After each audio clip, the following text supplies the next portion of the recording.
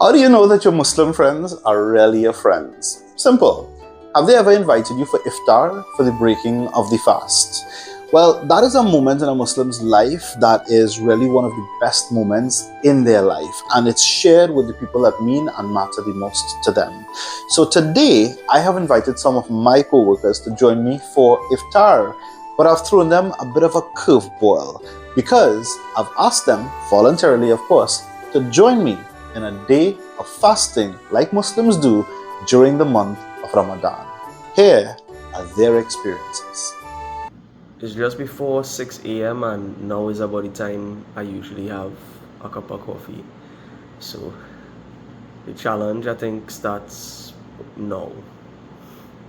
The struggle is real. There's a bakery van that normally pass by the office and they just ask if anybody wanted anything. I nearly say yeah, out of habit. But no, it's almost 10 o'clock. I'm holding on. Right, so I'm back home. It's about 2 o'clock. I finished my shift for the day. I went and did some errands and I came home.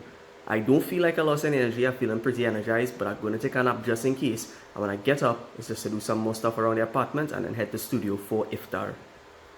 4:15 and I just got ready. I got up after a nap and I got ready to go pick up my wife and go to the studio for Iftar. Yeah. It was definitely a challenge to eat something this hour because I'm not a breakfast person. I usually don't have breakfast at all.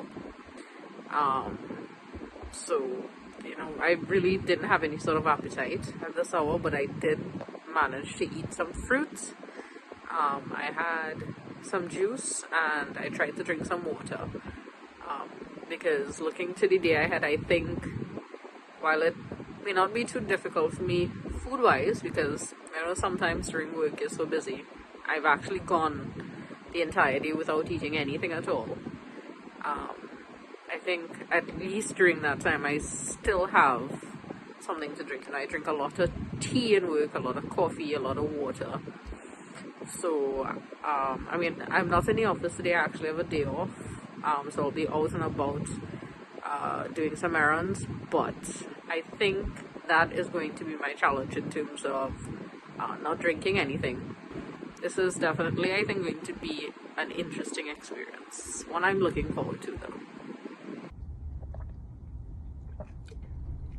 So this is it. I'm breaking my fast for today. It's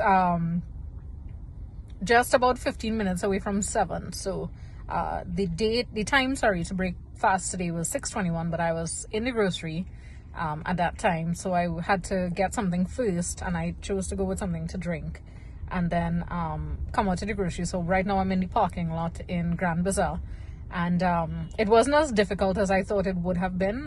I knew that not drinking anything would have been the harder thing for me today, but I think I held up pretty well. It is definitely something that would teach you a lot of discipline.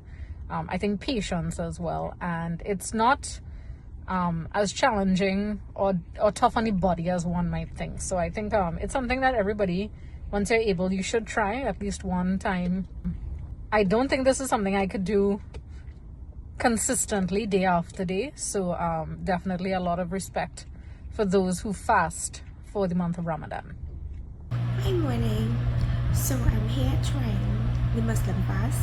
It's 4:30 in the morning.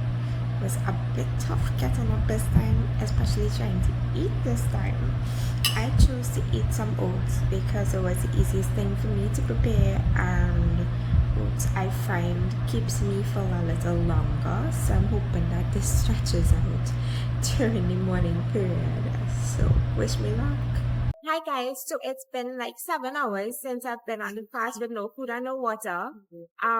What I've learned so far is that this fast is more mental than physical. The taste and the hunger. So when I ate this morning, like 4:30, basically I just wanted to drown myself with water because in my head I'm thinking I can't have water for a few hours. But it was just so much you can have. So it was limited before you got upset, especially at that time. And then the second thing is when I was actually taking a shower, I was like, had to double check. Did I mistakenly drink any water? I didn't. but I felt good after taking a shower in terms of I didn't feel as dehydrated for some reason as before. Since then I haven't been home. I've been on the move, and it's not that bad. Honestly, it's halfway there, and this has been a good experience so far. Okay, so I started my day very early. I had breakfast, and when I reached at work, I was okay. I was fine. I was like, okay, great, I can do this. Around 10, half 10, that's when I was like, okay, I am very thirsty. I wasn't hungry yet, but I was very thirsty. So I was like, okay, let me see if I can fight this a little bit more. And then 12 o'clock reached, and that's normally my lunchtime. And I'm like, oh no, I am so hungry. So I was like, okay, let me try at least to make it to 1 o'clock. Half 12, I was like, nah, I couldn't. I was starving and I was so thirsty. So I was like, okay, no, I really need to go eat. So I did break my fast at half 12. And it was a lot harder than I initially thought. I definitely took for granted how um, easy I thought it might have been, but it really wasn't. I think it was the thirst that got me a little bit because it was very tempting to go reach for my bottle of water to drink something, and then I remembered, oh wait, no, I can't actually drink anything. So this whole experience of trying to fast really um kind of made me think about, okay, well, this is how our Muslim brothers and sisters, this is their normal day during Ramadan, and that I think this is a very good experience. I think that if anybody is able to, they can try something like this just to kind of step into the shoes of our Muslim brothers and sisters and see what's a normal day for them, like in Ramadan. So I would definitely try to do something like this again. Hopefully, make it past 1 o'clock next time, but I would definitely do this again. Well, it is time to break the fast now, and on this table there are two fasting individuals, and that is myself and Rai Ricomas. And on this table as well, every iftar table, whether you have fasted or not, every single person is always invited to break the fast. So the next time your Muslim friends or family invite you to break the fast, don't bat an eyelid. Don't worry about whether you're Muslim. Don't worry about whether you've actually fasted or not. It is an invitation to share in a very special moment. And at this point in time, we're going to do exactly that with foods that are recommended by the faith. So it is sunnah, it is the practice in Islam to break the fast with the date. So we say Bismillah and we bite in, break the fast. Also on the plate today, Allah swears in the Quran by the fig and the olives, and that's exactly what we have here. We've got some olives and we've got some dried figs, and this is the added sweet treat for local Trini Muslims, right? This is halwa, my wife's special recipe. So, bon appetit and Bismillah, let's go. Bismillah.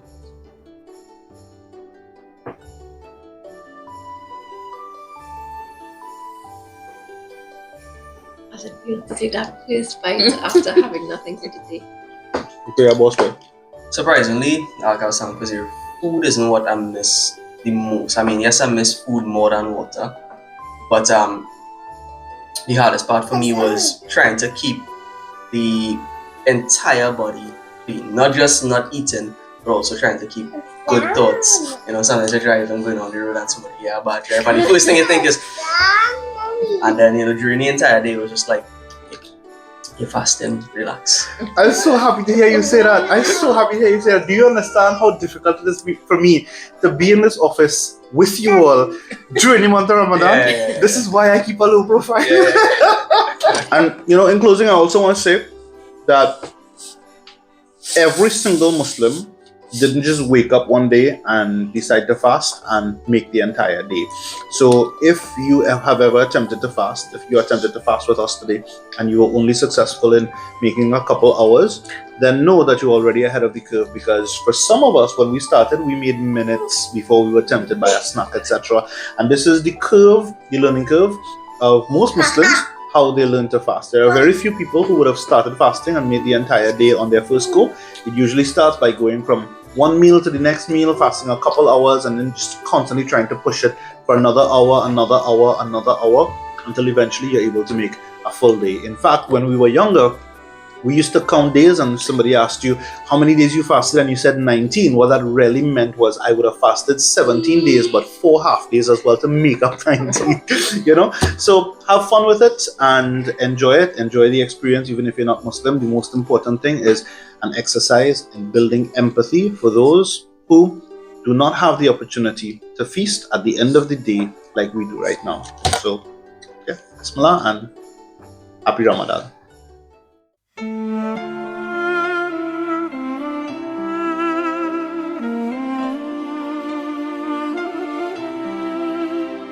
It was a really good experience. I actually didn't know that you could take part in Iftar if you're not a Muslim and if you were not fasting, so I learned something new today. Ooh la la.